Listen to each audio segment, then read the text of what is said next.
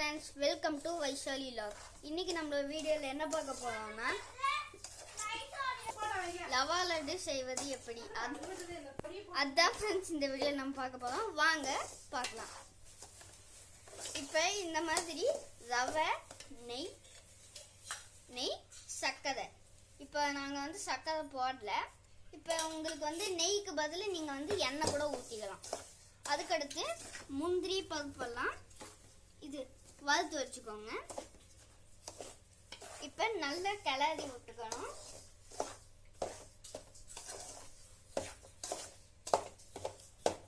இது நல்லா ரோஸ்ட் ஆகணும். அதனால நல்லா நீங்க கிளறுங்க. இப்போ 1 கிலோ ரவைக்கு 1/2 கிலோ விட கொஞ்சம் கம்மியாக சக்கரை போட்டுக்கோங்க.